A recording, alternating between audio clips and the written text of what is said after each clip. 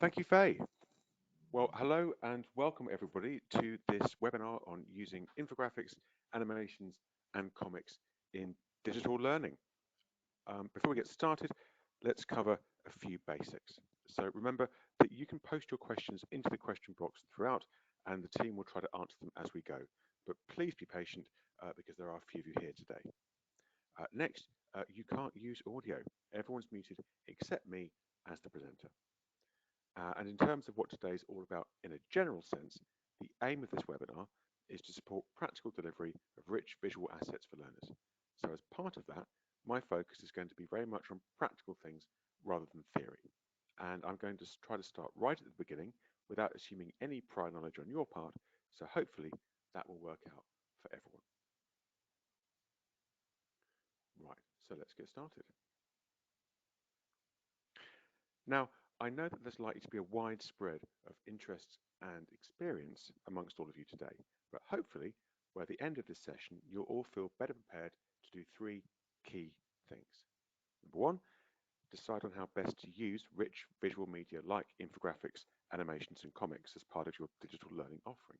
Number two, write or storyboard illustration-based visual learning assets so that designers can produce them. And number three, make use of some of the resources that are out there to help you get visual assets on screen. Now, I won't always be addressing these 3 points directly, but they should hopefully run through everything that I do talk about. And of course, it's something we can pick up again at the Q&A session at the end.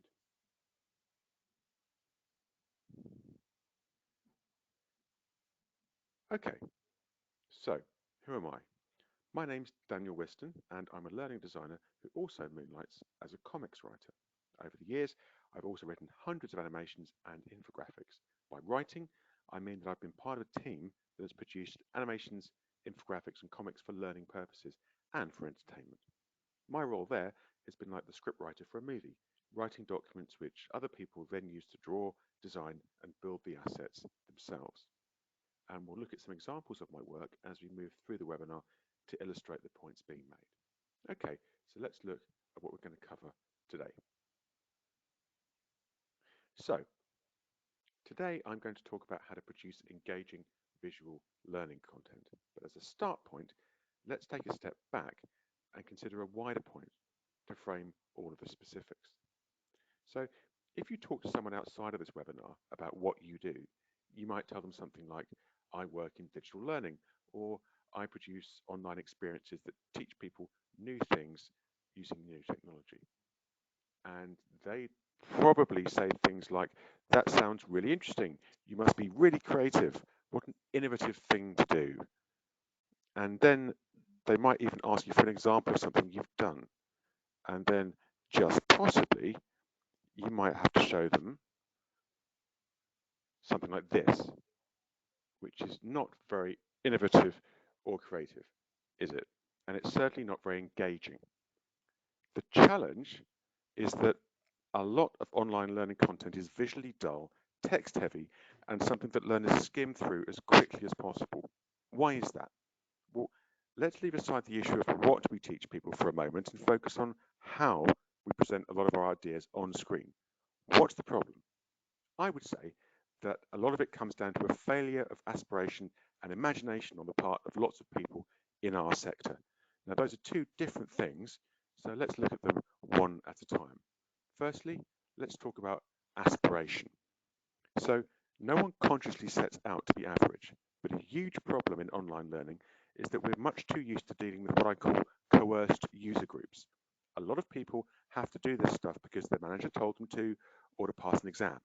They don't always choose to learn. But whether we like it or not, we have an audience. Oh, I'm getting messages that the audio is very low. So I wonder if it's getting any better. Faye, how is that? Has that picked up? I'll keep an eye on the... It sounds a bit louder, but you might just be a bit too close to your mic. It sounds a bit crackly. Okay, thank you. Well, I'll keep an eye on the question stream, so if people could let me know, I'll see if I can adjust it any further. How's that? Okay, Yeah, I'm going to assume that that's a bit much better, thanks. Brilliant. Okay, so whether or not we like it, we have an audience. But however, compare our audience to the audiences for TV, music, or cinema. If those audiences don't like what they get, then they don't buy it, or at least not again.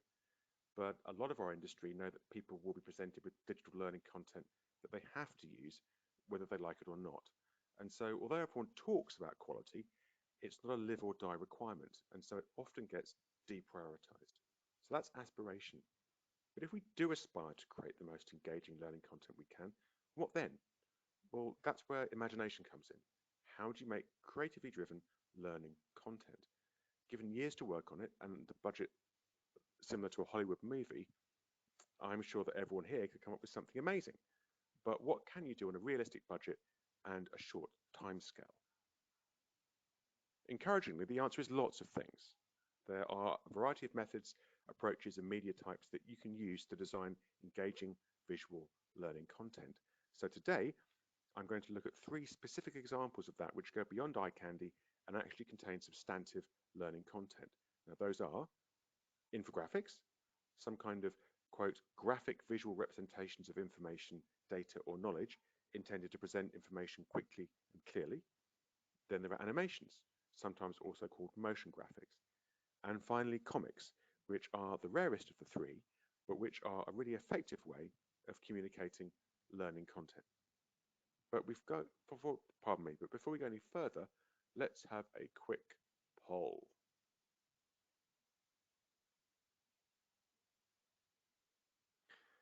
Okay, so which of these types of visual media have you used most often to teach content online?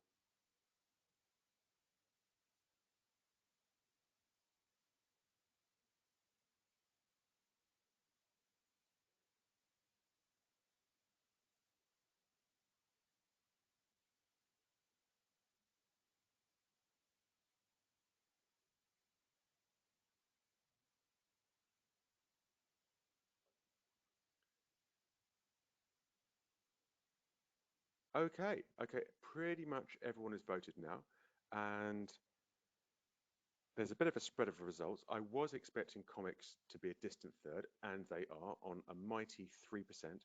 Uh, but it's interesting to see that infographics are so much more popular than animations there. 62% of people have used infographics and 41% have used animations. But infographics are increasingly popular, so perhaps that isn't a surprise. Okay, I'm going to close the poll now. Now, all three of those approaches use illustration to some extent. So one thing I'm not going to be covering today is video. Video is already a central part of online learning, and anyone who owns a smartphone can produce one. That doesn't mean there isn't an art and a skill involved with it. There definitely is, but it's a subject of its own and not one I'm an expert at, so I'm not going to cover it today.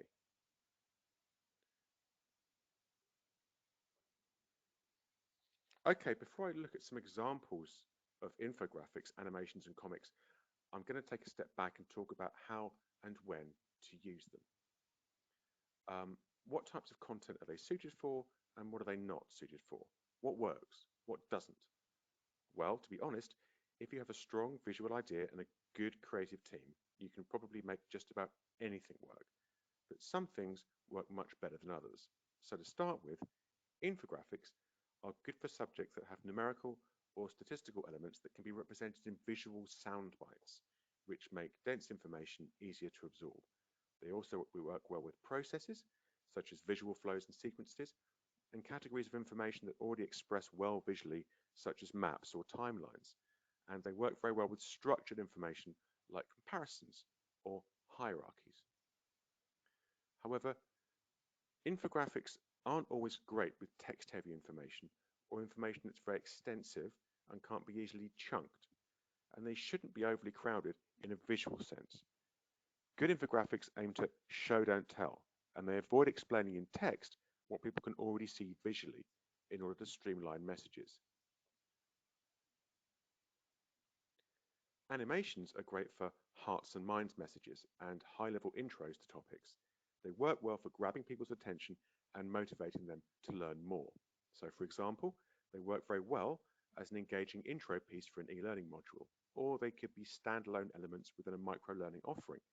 For example, used to cover complex topics like science or engineering subjects, but they shouldn't be too long. Around 2 minutes max is a good target, and they shouldn't seek to cover too much content, as it's not a self-paced learning experience unless learners pause and rewind.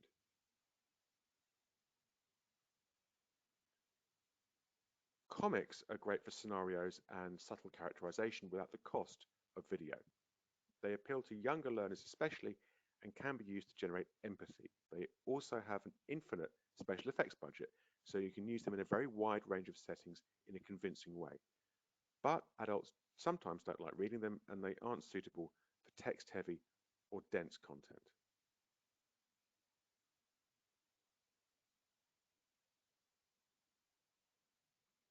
There's one more thing before we begin. Although we're talking about visuals, once you've decided to use them, it's vital to spend enough time writing them in the form of a script or a storyboard. Some people mean different things by these, but for the purposes of today, I'm going to use the terms interchangeably. You don't shoot a TV show or a film without a script. Creativity without a plan and a structure makes a big fat mess. The same principle applies here, especially as we're making learning content. Time and again, I've seen visually appealing stuff that either didn't make sense, was over complex, misjudged its users, or only partly achieved what it should have done in terms of learning outcomes. A classic e-learning error is to commission a visual asset, write dull, bloated, or confusing content, and then expect visuals to make all the difference. Well, guess what? They won't. It may at best be less painful for learners to sit through, but it may also be a waste of everyone's time and your money. Okay, so let's have a look at some examples. Faye, just another quick check about the audio. Is that an improvement on the start of the webinar? Hi, yeah, that sounds really good to me. We are still getting a couple of comments about it sounding slightly quiet, but so yes, from Robbie and Lance, but Daniel's sounding fine to me. So just carry on. Okay, thanks very much. Okay, so here we go. And just as a comment to everyone who might be having any issues with the audio, the slides are available for download afterwards. Okay, so infographics are great as they chunk up information into nice visual sound bites, they reduce text use, and they make data much more digestible and memorable. There's lots of different types, so let's look at a quick case study. UCEM is one of the world's leading online universities focused on the built environment. The particular challenge they faced when they contacted me was to design an online diploma for young people. It was in surveying. They had a lot of dry, text-heavy content, much of it about the law, surveying processes, economics, and they needed to make it appealing and engaging. So what was the solution? Well, part of it was commissioning me to produce over 30 infographics posters that they could spread across their content offering at strategic points. So let's now look at some examples. For each one, I want to give you an idea of how it was designed, so we'll have a quick look at the source content and the storyboards too. This topic was about economics basics. Now, as you can see, I began by chunking up the content into distinct pieces. This is a really important design approach, and the reason that I'm emphasizing it here is that the same chunking approach also applies to animations. So it's chunked up into smaller pieces, but it's still pretty dry. Not very engaging, is it? The next stage was to come up with some visual ideas for the designer. So, full disclosure, you're probably thinking that this was done by a professional artist, but I can now reveal that in fact it was drawn by me. So please take a moment to absorb the details in their full glory, and then we'll have a quick poll.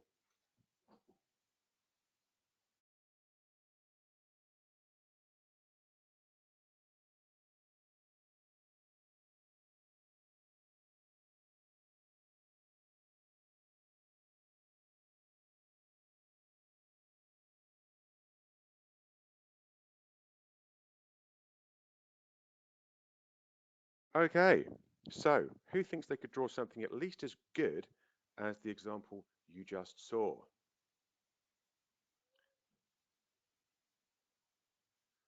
Okay, almost 3/4 of people have voted. I'll give it a little bit longer and a little bit longer. Okay, so almost everyone's voted now. Okay, 7% of people don't think that anyone could improve on that. 80% were quietly confident they could match it, and 13% thought they could do rather better, which is fully understandable. Um, so uh, the um, the point here is that I can't draw at all, as you've just seen. But I have found again and again that giving someone who can draw some basic ideas to react against and improve on is immensely helpful. Interestingly, visual designers aren't always the best at putting together lean visual narratives. To do that, you often need a real understanding of the content. So don't hold back when it comes to putting a visual blueprint together. Okay, so we have some crude visuals now, but clearly it's not finished. So this is what it ended up as. To me, it's very readable and appealing. It invites a learner to engage with it and to commit the time to absorbing the detailed learning points. And vitally, it doesn't sacrifice any of the academic content.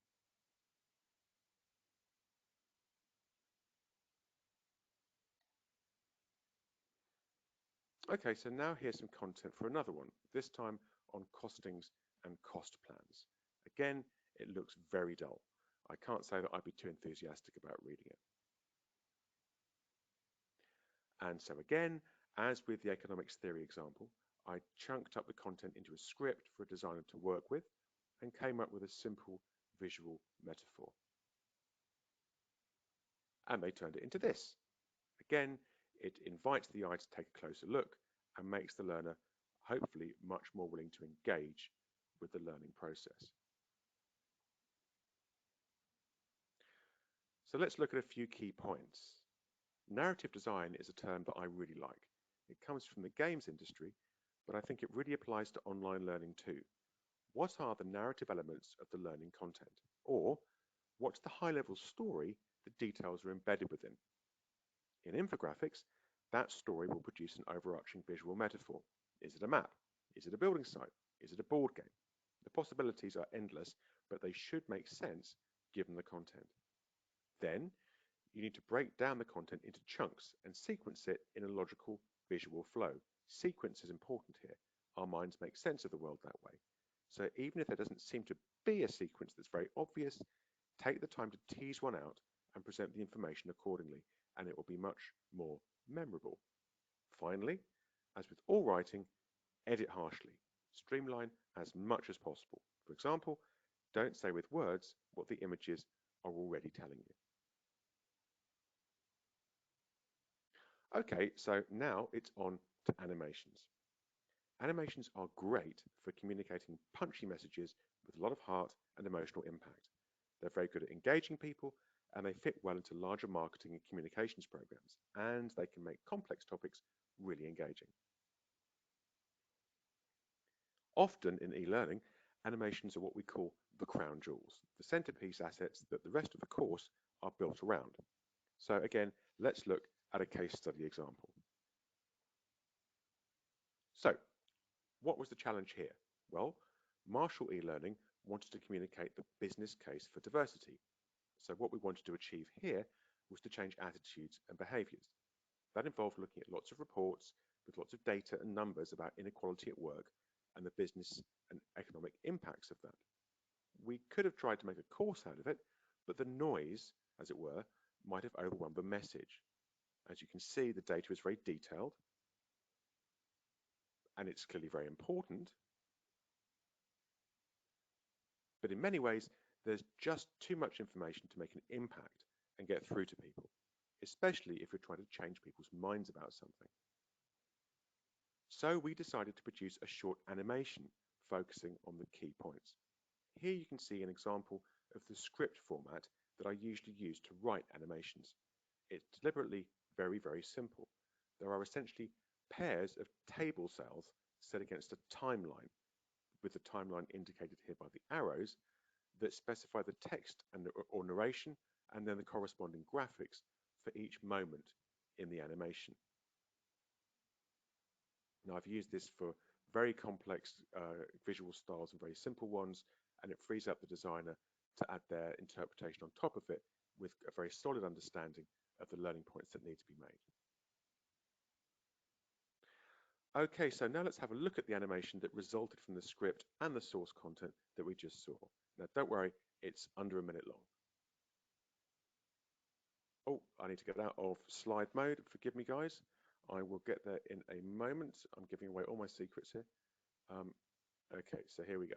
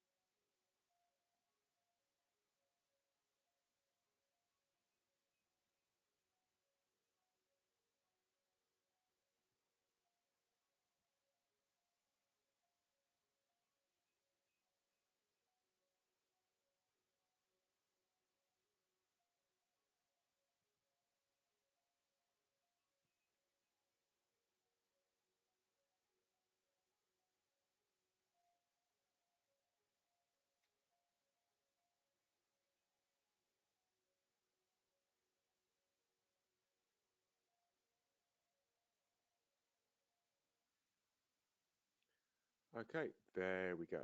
So now I'm going to have to get back into the slides. Give me a second.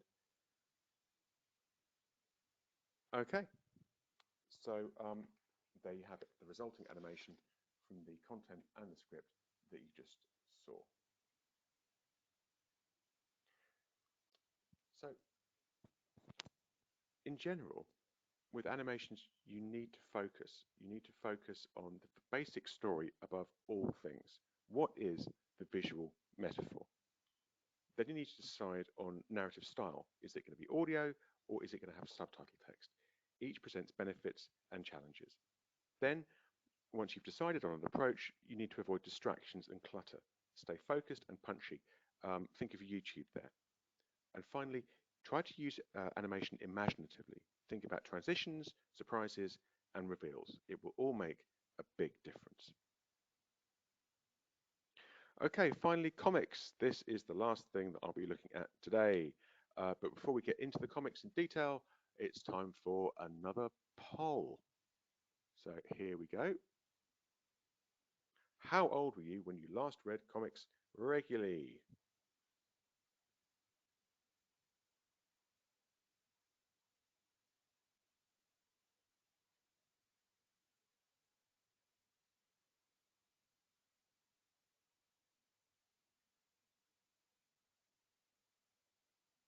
Okay, just a few seconds more to see if anybody else wants to vote.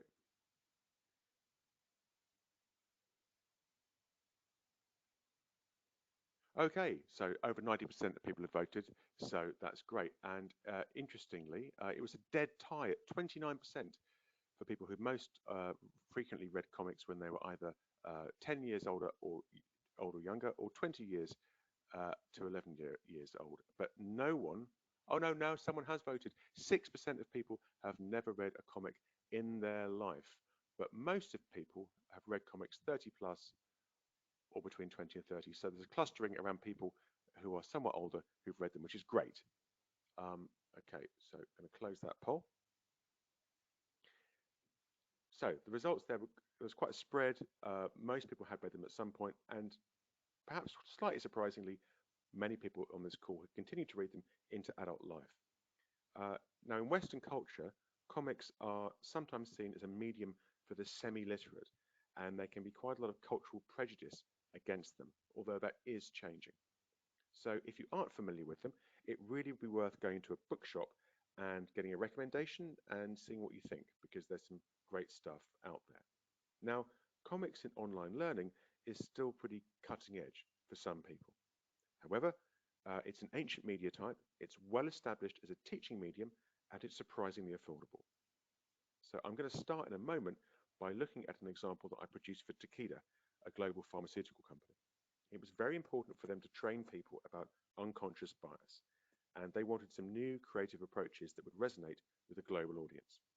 So why, in this example, are comics good for unconscious bias? Well, They provide a multi-layered visual narrative that can convey emotions without being heavy-handed, which might have happened if we'd used video.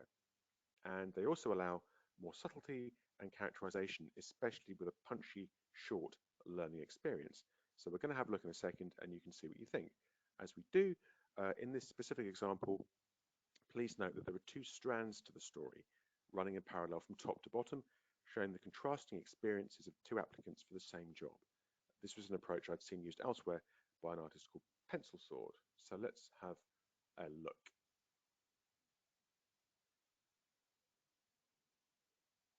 Okay, so this comic contrasts the recruitment experience from the point of view of Mark and Zhang, who are both applying for the same job.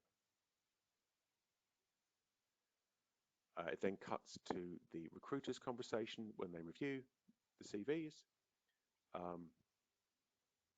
and moves on to the interviews themselves, where the different kind of body language and facial expressions can be shown quite subtly, where Mark is getting a bit of an easier ride than Zhang. Different kinds of questions are asked, and the decision seems to be being made on perhaps non-objective basis. I do love the way that you can work in subtle characterization here. So in the bottom right-hand corner, the kind of eye roll of the lady interviewer, I think it was quite difficult to do in other media. And then the twist at the end of the story is that perhaps unsurprisingly, Mark gets the job and Zhang doesn't, but they meet at the end when he buys a coffee.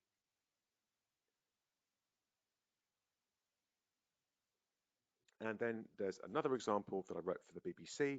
This one was for BBC Media Action, who faced the challenge of advancing the argument for gay rights to learners in dozens of countries outside the UK, including some where even being gay is illegal. So this meant that conventional approaches to teaching people about diversity weren't going to work.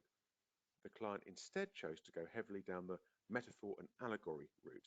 So this meant producing a comic featuring aliens in a recognizable working environment facing prejudice.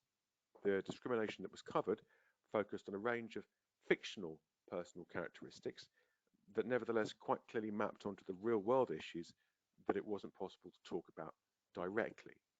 And so here again, I feel that comics worked very well as they conveyed a powerful sense of emotion and character and told an immersive story that avoided seeming heavy-handed or silly, which might have been the case if a video had been produced. And of course, a video used to convey this kind of story and this kind of treatment would have been very expensive and way outside the budget of most online learning providers. So what are my comics' key points? Number one, consider using them. Comics are a flexible, powerful medium with wide appeal to young and diverse audiences. As with infographics and animations, designing them requires you to chunk and sequence content in a very streamlined way. But the medium's particular advantages are that you can change perspectives and time frames really smoothly, and you can also reuse the assets online and offline. They look great when you print them off, which can improve return on investment. Okay, so let's conclude with some quick actions that you can take to get started. Number one, identify some quick wins in terms of natural matches with your learning content. Do you have some process charts or some key statistics? Use an infographic.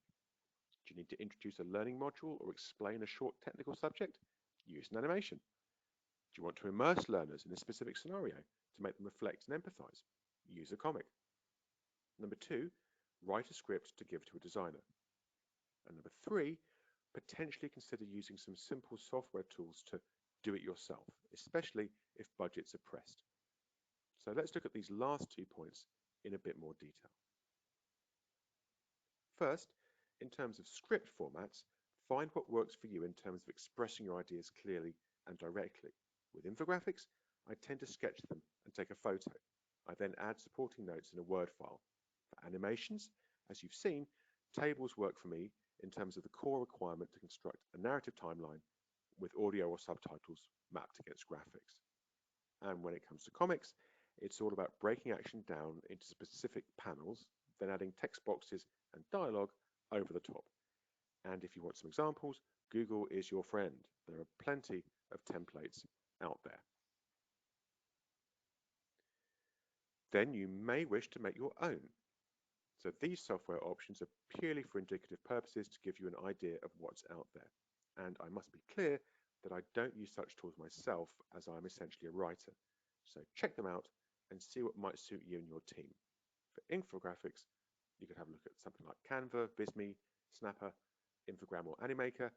And in terms of animations, Powtoon and especially Beyond are both popular tools that come with pre-supplied templates that don't require a specialist illustrator.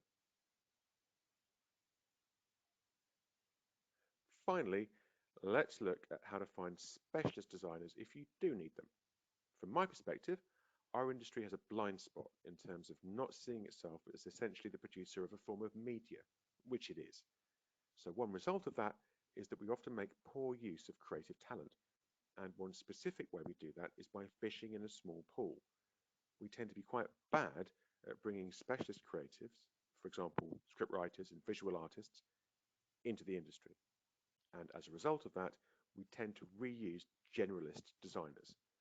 So if, for example, you wanted an e-learning comic and you approached a standard learning agency, they would be rather unlikely to have people with talents in that area, and you'd end up with an expensive generalist and possibly a low quality outcome. It's the same to some extent with illustrations, for example with bespoke infographics and even motion graphics. So you may get better results, higher quality and lower cost by recruiting directly yourself. If so, the learning recruitment agency Jampan has animators and others on its books, and comics illustrators and writers can be found on platforms such as Fiverr and Upwork. Right, well that brings us to the end of today's webinar, so let's quickly return to the three key capabilities that I hoped to touch on today. Number one, being able to decide how best to use rich visual media like infographics, animations and comics as part of your digital learning offering. So this for me is about knowing the strengths and weaknesses of the different visual options and matching them to your learning content. So for example, infographics can present great visual sound bites, animations can motivate and engage, and comics can help empathy and reflection. Number two, write or storyboard illustration-based visual learning assets so that designers can produce them. Don't skip this stage. Find a simple format that works for you and don't assume that a designer will make it all work. You need to think it through first. Lastly, make use of some of the resources that are out there to help you get visual assets on screen. So specialist designers are affordable and available. Aim high and provide them with a solid brief to get the best out of them. There are also lots of simple software tools available that you can use. So have a look and see what might work best for you. Okay, so that is it from me in terms of the presentation. So Faye, are there any questions from the audience? Hi Daniel, thanks for that. That was really interesting. We've got a couple of questions just coming in. So just a reminder to everyone, please drop your questions in the questions pane and we'll go through them now with Daniel. So the first one is from Vicky Butterby. Is there any good comic generation software you can recommend, please? That's a really good question. I'm conscious I didn't recommend any because I'm actually not aware of it. I tend to be privileged to work with actual illustrators who draw the stuff that I write. I know that there will be stuff out there, but you're going to have a Google. And the reason that I'm not too familiar with it is, in general, it tends to look quite clip arty. I think my limited experience is that the software tools for making infographics and animations can produce stuff which looks quite high quality and perhaps hopefully bespoke to you, even though it's from templates. The comic stuff tends to be rather crude in my experience, so it's not an avenue that I've explored, but I'm sure there's stuff out there and I could be wrong, you know, so don't let me stop you from having a look, but I'm afraid I can't actually recommend anything specific. That's great, thank you. So we're just waiting to see if there'll be any more questions coming in. At the moment, there's nothing else, so it must have been a very good presentation. Everyone's understood.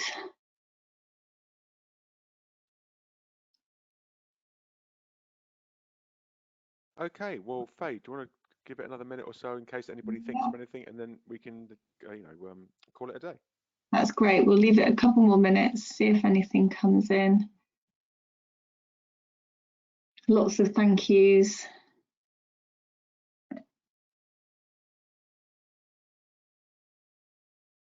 That's great. People finding it really informative, which is good to hear.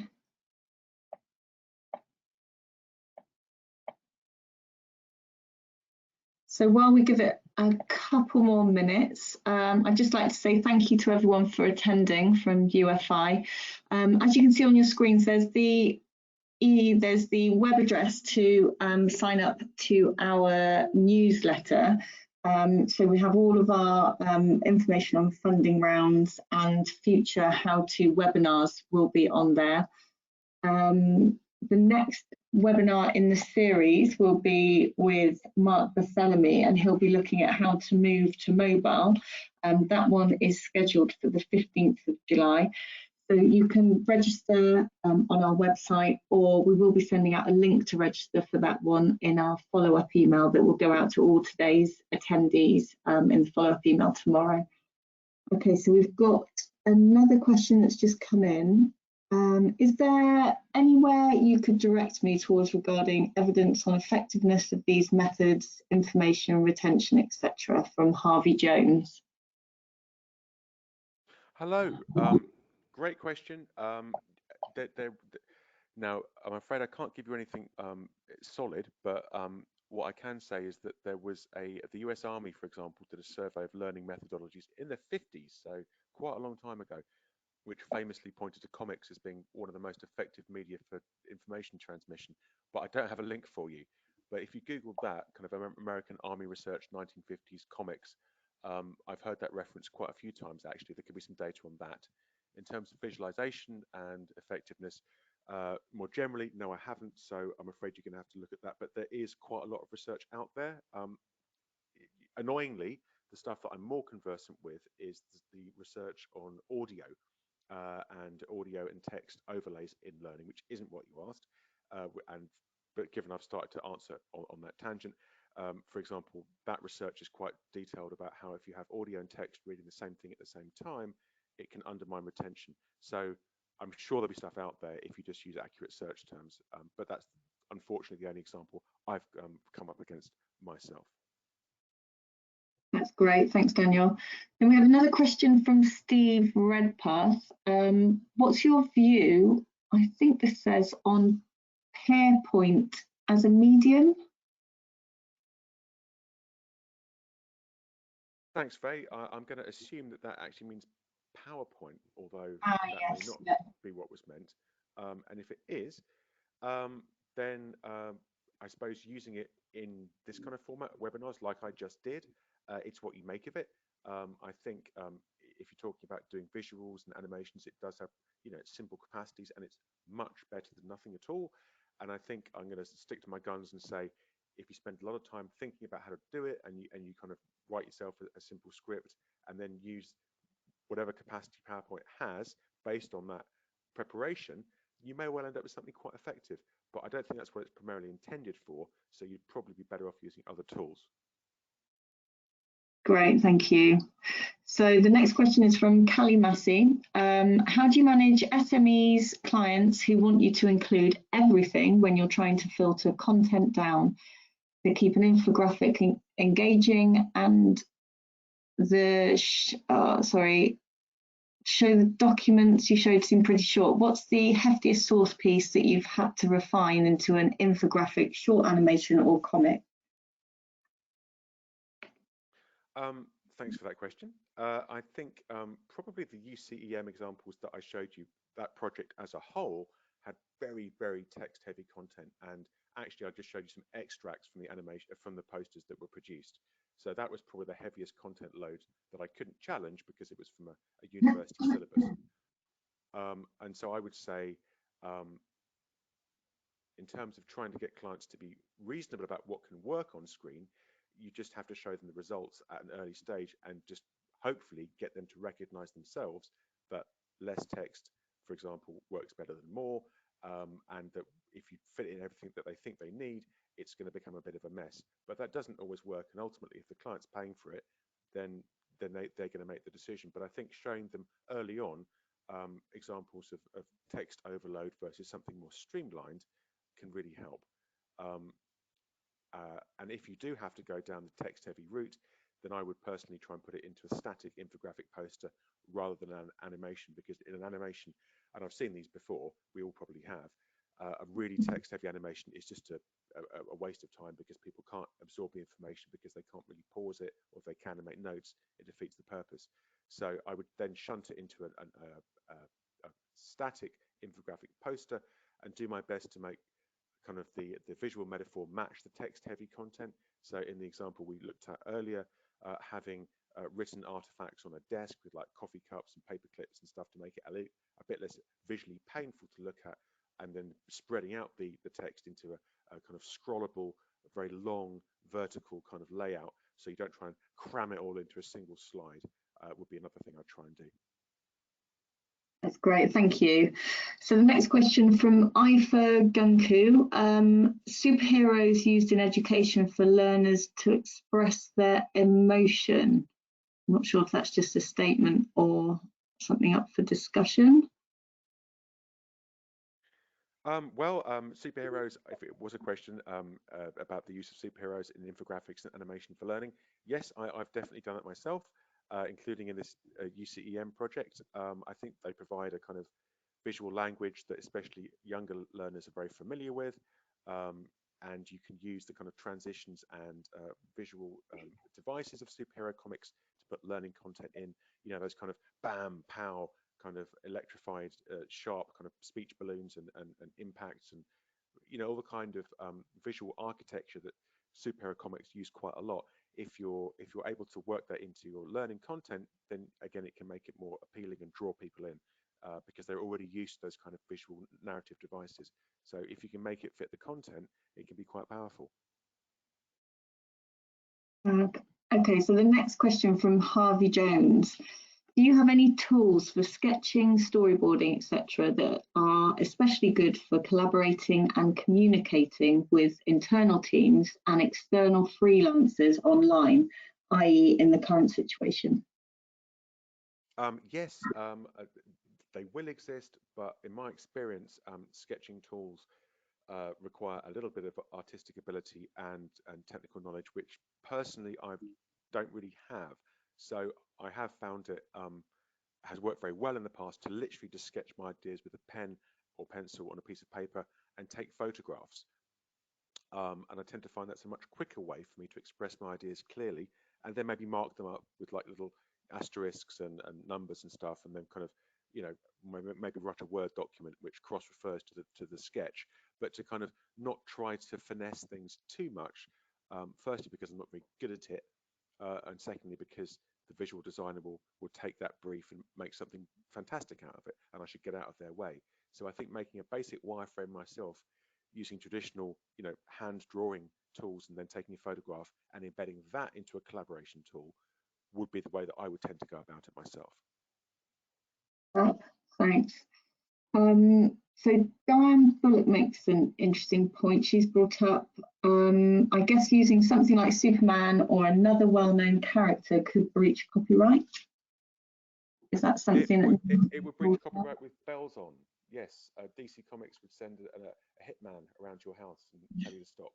So absolutely, these any iconic superhero character that you know is owned by someone with very expensive lawyers, so you can't reuse it. But what you can do, and which people do all the time, is to basically do a thinly disguised version of a character like that, which is different enough that you won't get sued, but close enough that you take advantage of all of the reader's prior knowledge of that type of character, and you can use that to your advantage. So rather than having Superman, you could have Wonderful Lady or something with a cape, and you know, he's very strong, and everyone knows that you're doing a Superman-like character, and they'll also probably make lots of assumptions about, you know, the mythology of that and what that character can do and their nature and character and how their universe works, and you don't have to do all of that heavy lifting. But you do need to be careful to respect copyright and not to just, you know, basically trace over someone else's character, but with a few fairly easy lifts and shifts and tweaks and alterations, you can then take advantage of the fact that the audience are familiar with how such stories and characters work without getting in trouble. That's great. Thanks, Daniel. So I think we've come to the end of our questions. So I didn't know if there's anything else you wanted to say at the end of this, Daniel, or? Only thank you everyone for asking such interesting questions, and I'm glad to hear that people seem enthusiastic about it, especially the fact that comics are such a powerful medium too. So if anyone wants to send me the results of their work at any point via LinkedIn, I'd be really happy to see what people get up to. And other than that, best of luck, and I'm glad it was useful. That's great. Thank you, Daniel, and thank you to everyone that attended.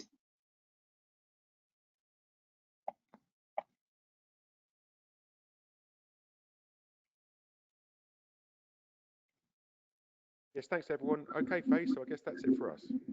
Thank you. Goodbye. Bye.